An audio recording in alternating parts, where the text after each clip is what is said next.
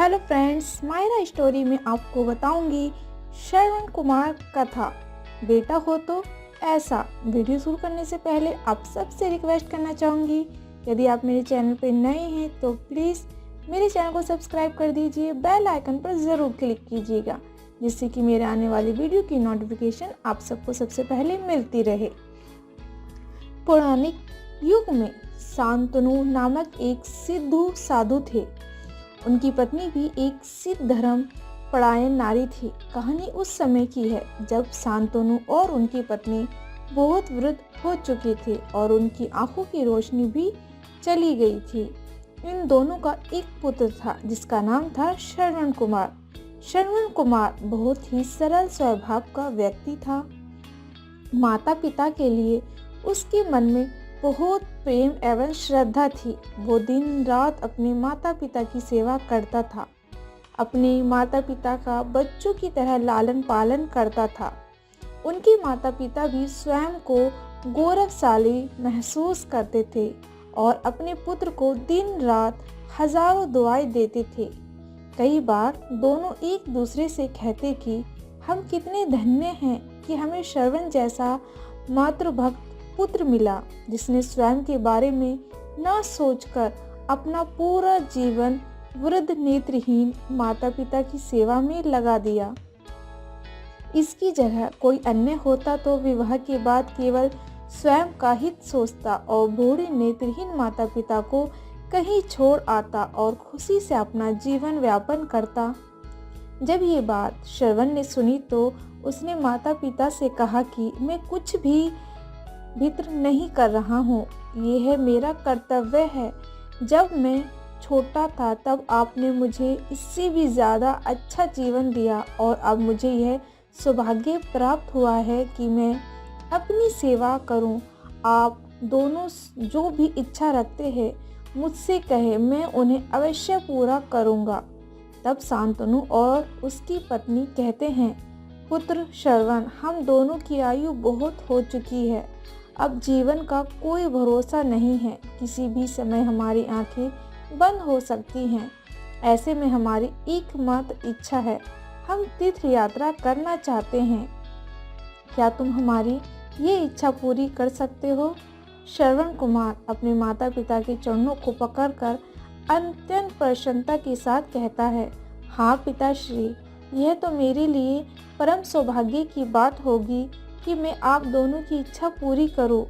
श्रवण अपने माता पिता को तीर्थ करवाने हेतु एक कावड़ तैयार करता है, जिसमें एक तरफ शांतनु एवं दूसरी तरफ उसकी पत्नी बैठती है और कावड़ के डंडे को अपने कंधे पर लादकर यात्रा शुरू करता है। उसके हृदय में माता पिता के प्रति इतना स्नेह है कि उस कावड़ का लेश मात्र भी भार नहीं लगता। अपने पुत्र के इस कार्य से माता पिता का मन प्रसन्नता से भर उठता है और वे पूरे रास्ते अपने पुत्र श्रवण को दुआएं देते चलते हैं। तीर्थ करते समय जब ये तीनों अयोध्या नगरी पहुंचते हैं तब माता पिता श्रवण से कहते हैं कि उन्हें प्यास लगी है। श्रवण कांवर को जंगल में रख कर हाथ में पत्तों का पात्र बनाकर सुरुई नदी से जल लेने जाता है। उसी समय उस वन में अयोध्या के राजा दशरथ आखेट पर निकले थे और उस घने वन में वे हिरण को शिकार बनाने के लिए उसका पीछा कर रहे थे। तभी उन्हें घने जंगल में झाड़ियों के पार सुरुई नदी से पानी के हलचल की आवाज़ आती है। उस हलचल को हिरण के पानी पीने की आवाज़ समझकर महाराज दशरथ शिकार के उद्देश्य से तीर चला देते हैं और उस तीर से श्रवण कुमार के हृदय को आघात पहुंचता है, जिससे उसके मुंह से पीड़ा भरी आवाज़ निकलती है, जिसे सुन दशरथ स्तब्ध रह जाते हैं और उन्हें अनहोनी का एहसास होता है और वे भागकर सुरुई नदी के तट पर पहुंचते हैं, जहां वे अपने तीर को श्रवण के हृदय में लगा देख भयभीत हो जाते हैं और उन्हें अपनी भूल का एहसास होता है। दशरथ श्रवण कुमार के समीप जाकर उससे क्षमा मांगते हैं। तब अंतिम सांस लेता श्रवण कुमार महाराजा दशरथ को अपने वृद्ध नेत्रहीन माता पिता के बारे में बताता है और कहता है कि वह प्यासे हैं, उन्हें जाकर पानी पिला दो और उसके बाद उन्हें मेरे बारे में कहना। और इतना कहकर श्रवण कुमार मृत्यु को प्राप्त हो जाता है। भारी हृदय के साथ महाराज दशरथ श्रवण के माता पिता के पास पहुंचते हैं और उन्हें पानी पिलाते हैं। माता पिता आश्चर्य से पूछते हैं उनका पुत्र कहाँ है। वह भले ही नेत्रहीन हो पर वे दोनों अपने पुत्र को आहट से ही समझ लेते थे। माता पिता के प्रश्नों को सुन महाराज दशरथ उनके चरणों पर गिर जाते हैं और बीती घटना को विस्तार से कहते हैं। पुत्र की मृत्यु की खबर सुनकर माता पिता रोने लगते हैं और दशरथ से उन्हें अपने पुत्र के पास ले जाने को कहते हैं। महाराजा दशरथ कावड़ उठाकर दोनों माता पिता को श्रवण के शरीर के पास ले जाते हैं। माता पिता बहुत जोर जोर से विलाप करने लगते हैं।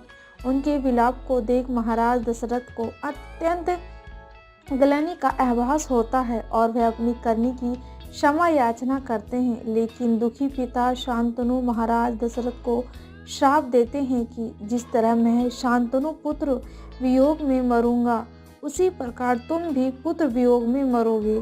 इतना कहकर दोनों माता पिता अपने शरीर को त्याग मृत्यु को प्राप्त हो जाते हैं। महाराज दशरथ श्राप मिलने से अत्यंत व्याकुल हो जाते हैं और कई वर्षों बाद जब उनके पुत्र राम का राज्य अभिषेक होता है तब माता केकई के वचन के कारण राम, सीता और लक्ष्मण को 14 वर्षों का वनवास स्वीकार करना पड़ता है। और इस तरह महाराज दशरथ की मृत्यु भी पुत्र वियोग में होती है। अपने अंतिम दिनों में उन्हें शांतनु के कहे शब्द याद आते हैं और वह राम के वियोग में अपना शरीर त्याग देते हैं। कहानी की शिक्षा हमें यह मिलती है, हमें ये कहानी यह शिक्षा देती है कि बिना लक्ष्य को देखे उसे भेदना कई बार आपको गलती का पात्र बना देता है और आप ना चाहते हुए भी दूसरों का दुख का कारण बन जाते हैं। उम्मीद करती हूँ आपको मेरी वीडियो पसंद आई हो, तो वीडियो को लाइक और शेयर भी ज़रूर कीजिएगा। Thank you.